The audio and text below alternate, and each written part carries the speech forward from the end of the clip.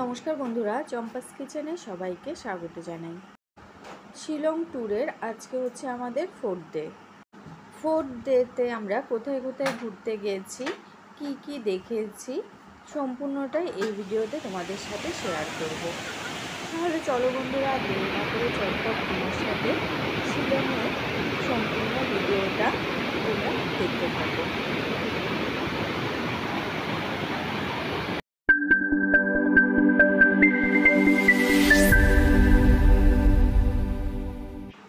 Good morning বন্ধুরা, আজকের date হচ্ছে 28 মে 2024। এখন সকাল 7টা বাজে। স্নান ধান করে রেডি হয়ে আমরা সকাল সকালই হোটেল থেকে বেরিয়ে পড়েছি। আজকে আমরা ঘুরতে যাব মাওলিলং অ্যান্ড ডাউকি। মেঘালয় ট্যুরিজমের বাসে চেপে বসেছি। সকাল 8:30টায় আমাদের বাস ছেড়েছে।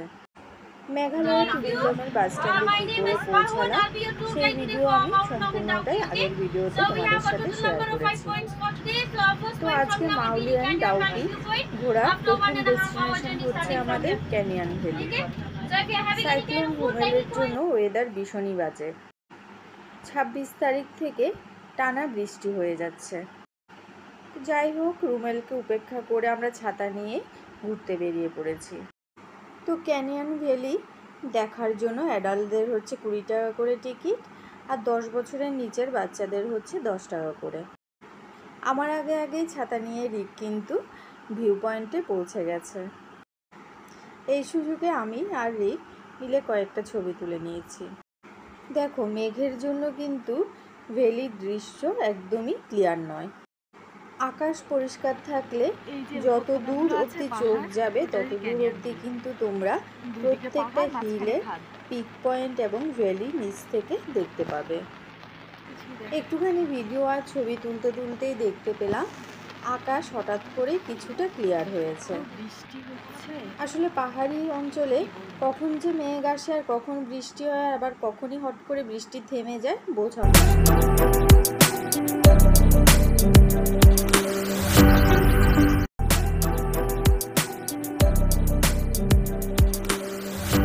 কয়েক মিনিট আগেও কিন্তু নিচের এই গ্রামটাকে দেখা যাচ্ছিল না, এখন আবার একটুখানি ক্লিয়ার হয়েছে আকাশ।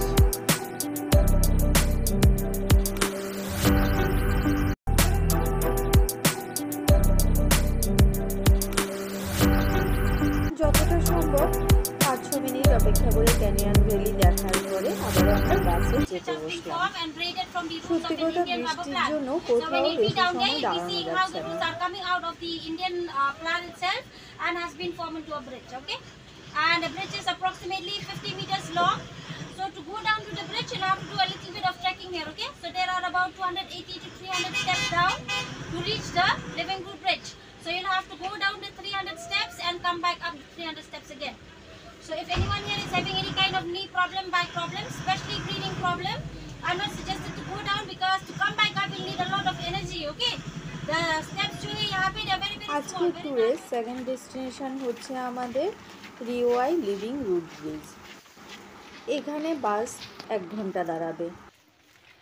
আমরা এখন যাচ্ছি লিভিং রুট ব্রিজে। এখানে মোটামুটি 250 থেকে 300 সিঁড়ি আছে। গাইডের মুখে শুনেছে রিক এখানে 300টা সিঁড়ি উঠতে এবং নামতে হবে। ওই শুনেই ও কিন্তু ভয় পেয়ে গেছে। আর ওর সকাল থেকেই শরীরও একটুখানি খারাপ ছিল। বাচ্চা মানুষ এত জার্নি করতেও পারে না, আর ধকলও গেছে ওর উপরের ভীষণ। তাই সবাই মিলে একটুখানি বুঝিয়ে শুনিয়ে ওকে রাজি করানো হয়েছে। আর ওকে তো একা বাসে রেখেও যাওয়া যাচ্ছে না। বেশ 100-150টা সিঁড়ি ক্রস করার পরে এখানে ছিল টিকিট কাউন্টার। এখানে আবার টিকিট বড়দের 40 টাকা করে। সিঁড়ি নামার পরেই দেখলাম অপূর্ব সুন্দর সেই ঝর্ণা। আর এই নদীর দুকুলকে একত্রিত করেছে গাছের শিকড় দিয়ে তৈরি করা এই ব্রিজ। রাবার গাছের ঝুলন্ত মূলগুলোকে মানুষরাই নাকি হাতে পেঁচিয়ে কোনো এক সময় জড়ো করে দিয়েছিল, আর এটা দিয়েই পাহাড়িরা একটা পাহাড় থেকে অপর পাহাড়ে যাতায়াত করত। এই পাহাড়ের আদিবাসীদের যাতায়াতের সুবিধার জন্যই কিন্তু এই ব্রিজ তৈরি করা। ঝর্ণার সৌন্দর্য দেখতে হলে কিন্তু তোমাদের বর্ষাকালেই মেঘালয়ে আসতে হবে। বৃষ্টির জল পেয়ে যেন নদীগুলো পুরো ফুলে ফেঁপে উঠেছে। কি সুন্দর কলকল শব্দ। আমি তোমাদের একটুখানি নদীর জলটাকে দেখাচ্ছি। টানা 3 দিন ধরে বৃষ্টি হয়ে যাচ্ছে। 250 থেকে 300 সিঁড়ি নামার পরে এই দৃশ্য দেখে কিন্তু চোখ একদম ছানা বড়া হয়ে গেছে। এত স্পিডে জল যাচ্ছে, তার মধ্যে এই জায়গায় দেখো রেলিং আবার একটুখানি ভাঙা আছে। তো বন্ধুরা, যারা এই সময় মেঘালয়ে ঘুরবে ভাবছো, একটুখানি সাবধানেই কিন্তু চলাফেরা করতে হবে। ঝর্ণার জলের খুব বেশি কাছাকাছি কিন্তু যাবে না।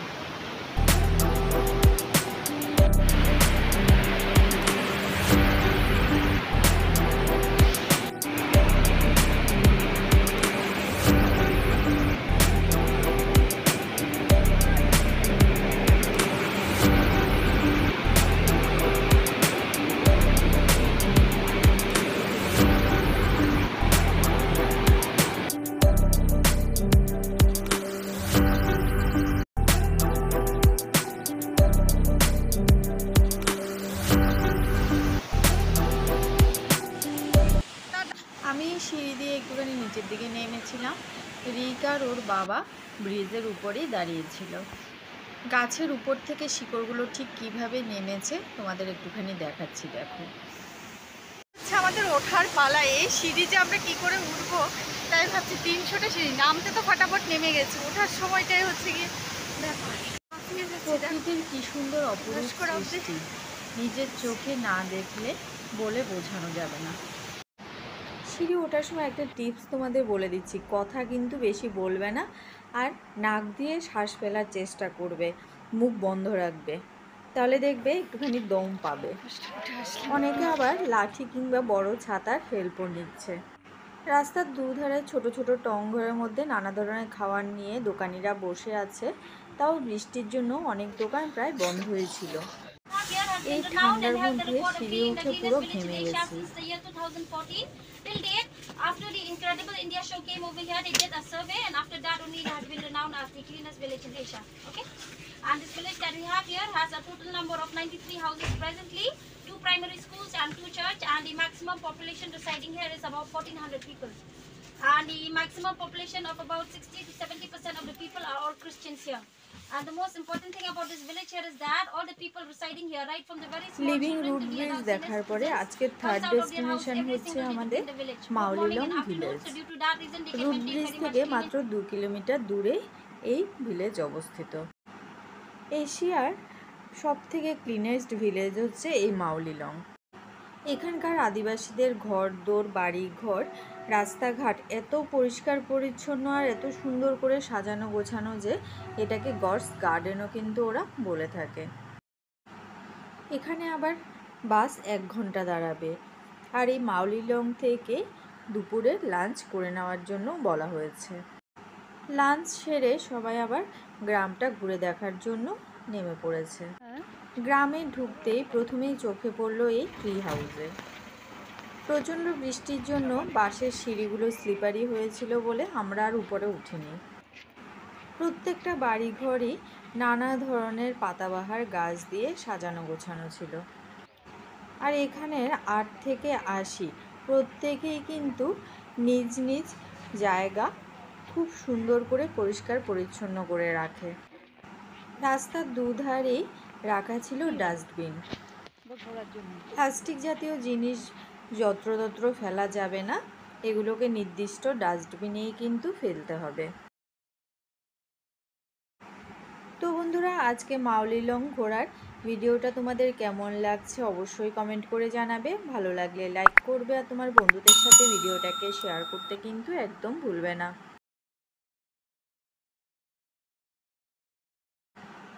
বৃষ্টিতে ছাতা নিয়ে এই পরিষ্কার পরিচ্ছন্ন গ্রামটা ঘুরে দেখতে কিন্তু আমার বেশ ভালো লাগছিল।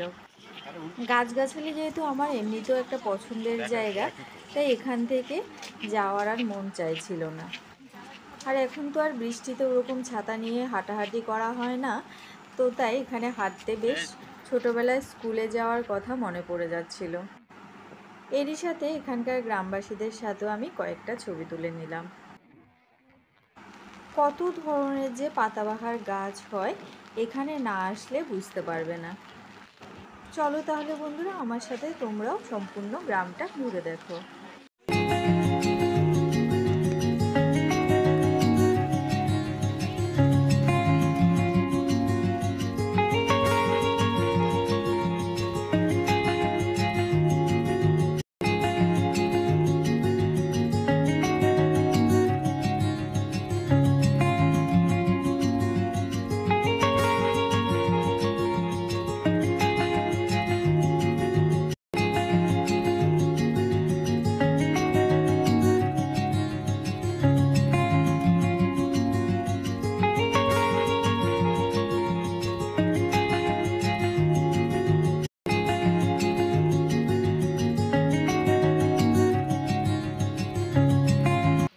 মোটামুটি 20 থেকে 25 মিনিট টাইম লাগবে সম্পূর্ণ গ্রামটা ঘুরে দেখতে। তো বন্ধুরা, আমাদের সম্পূর্ণ মাউলিলং ভিলেজ ঘুরে দেখা হয়ে গেছে। এখন আবারও বাসে চেপে বসলাম।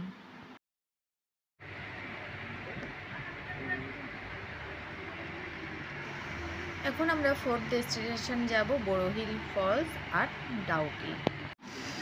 প্রচণ্ড বৃষ্টি হওয়ায় রাস্তায় ধস পড়েছে, তাই গাড়ি পাস দিতে মোটামুটি 1 ঘন্টা মতো আমাদের জ্যামে আটকে থাকতে হয়েছে। বেশ কিছুটা সময় জ্যামে আটকে থাকার পরে আবারও বাস ছুটলো ডাউকির উদ্দেশ্যে। আর রাস্তার দুধারে ছিল প্রচুর পরিমাণে বাংলাদেশে ঢুকে গেলাম আমরা। নর্থ ইস্টের প্রায় প্রতিটা রাজ্যেই কিন্তু এই পান, তামুল আর সুপুরি খাওয়ার প্রচলন রয়েছে। সুপুরি বাগান দেখতে দেখতে হাতের ডান পাশে দেখতে পেলাম বাংলাদেশ বর্ডার। এখান থেকে বাংলাদেশ কিন্তু পুরো ক্লিয়ারলি দেখা যায়। মোবাইলে টাইম আর নেটওয়ার্ক দুটোই বাংলাদেশে শো করছে। মাউলিলং থেকে ডাউকি যাওয়ার পথে মোটামুটি রাস্তার ধারে ছোট বড় তোমরা প্রায় 15 থেকে 20টা ঝর্ণা দেখতে পাবে। এরই মধ্যে আমরা পৌঁছে গেলাম বড়হিল ফলসে। বৃষ্টির জন্য মেঘালয়ার প্রত্যেকটা ঝর্ণা কিন্তু দারুণ সুন্দর রূপ নিয়েছে।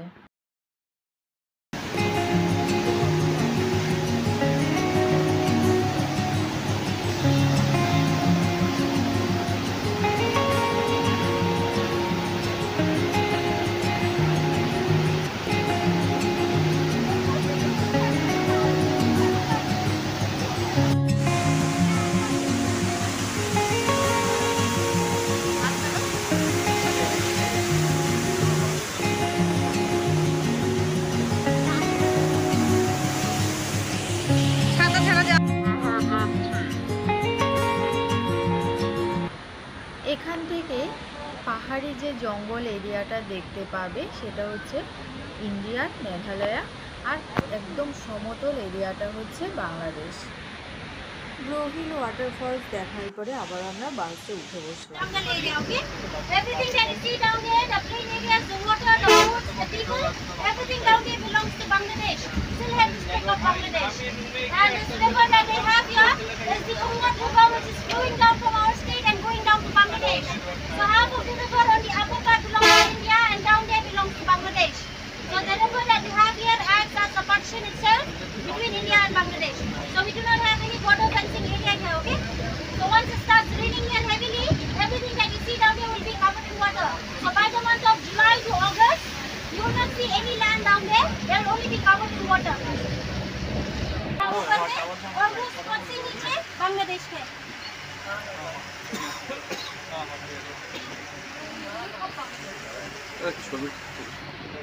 Only during winter season when there is no rain here. Once rain starts here, the water is like this, muddy. So you won't get crystal clear rivers.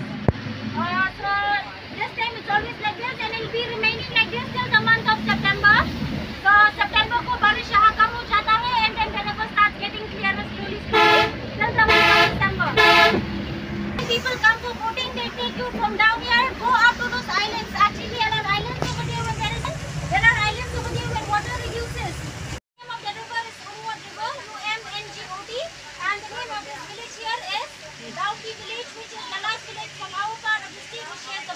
Bangladesh. Okay, and this part of the village that we have here lies in the West Jantia Hills district.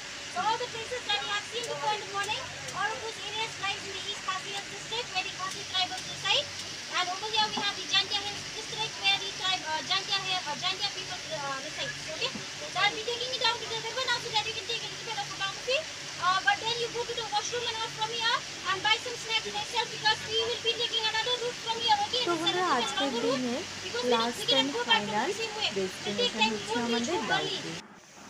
ডাউকিতে পৌঁছে গেছি। যেহেতু আমরা বর্ষাকালে এসেছি আর এর মধ্যে সাইক্লোনও চলছে, তাই ডাউকি নদীর জল কিন্তু একদম ঘোলা। একমাত্র শীতকালে আসলে এই নদীর জল পুরো ক্লিয়ার পাওয়া যায়।